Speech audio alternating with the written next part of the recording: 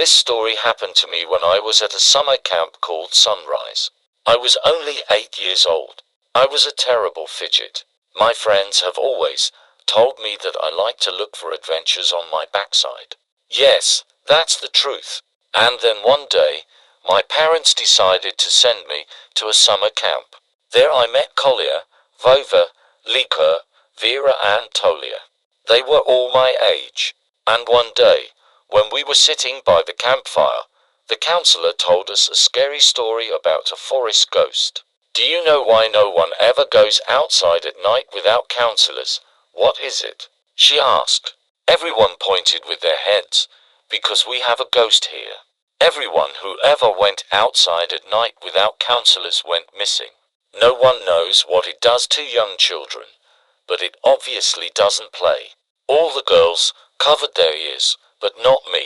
I already wanted to listen to the end, as the counselor sent everyone to bed. 5 minutes later, lights out was called and everyone fell asleep. I woke up at midnight and realized that I urgently needed to go to the bathroom.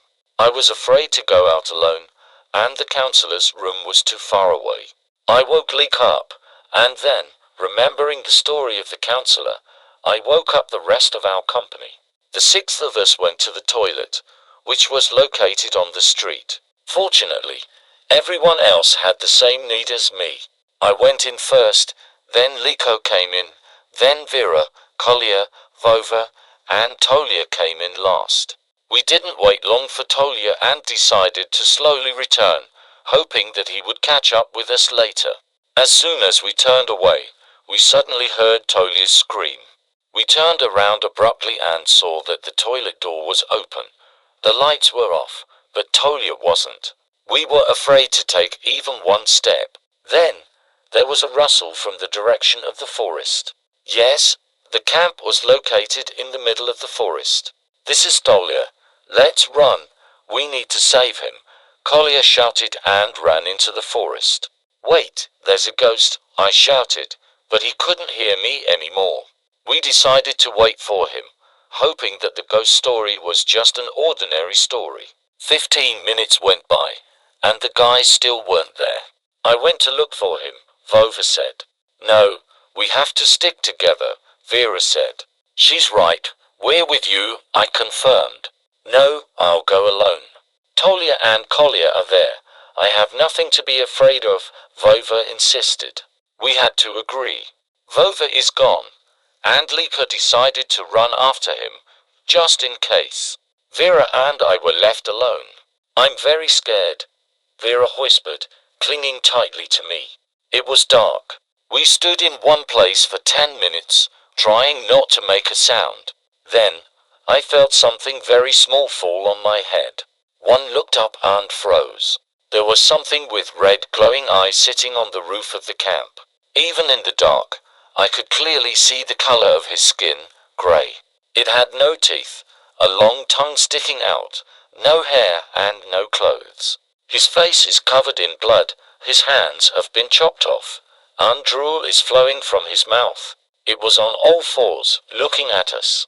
Vera, as soon as she saw this something, screamed and, breaking away from me, ran towards the guard's house. I ran after her and, on the way, I tripped and hit my knee on a sharp stone. Blood gushed out like a river. Vera stopped and helped me up. We started running again. It was very difficult for me to run with a broken knee, and I didn't have time to run after Vera. Then, something jumped off the roof and, on all fours, ran after us. It was a meter away from me. I could see him clearly.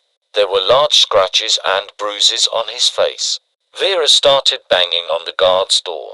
He opened the door, and we both ran into the cabin. Something ran away immediately after it saw the guard.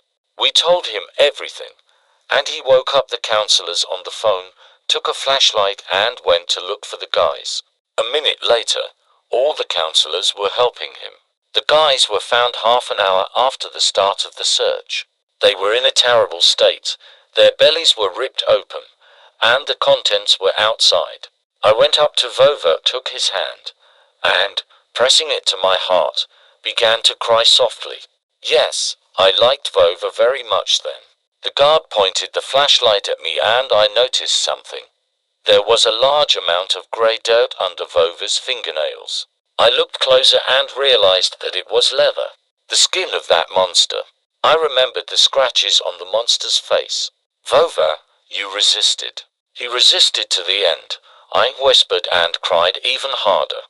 Then, I realized something else. He had a pulse. He's alive. He's alive. Hurry up. Please, help him. The counselors picked up the boy in their arms and ran to the camp. The doctors fought for his life for 7 hours and won. The rest could not be saved. Vova, Vera, and I have been grieving for our friends for a long time and we are still grieving. But it's been 5 years. We never thought about this incident again, which changed my character, gave me a loved one and took away my friends. However, we will continue to live for them and will definitely remember them all our lives. Our wounds healed very quickly after this story, but our emotional wounds will never heal.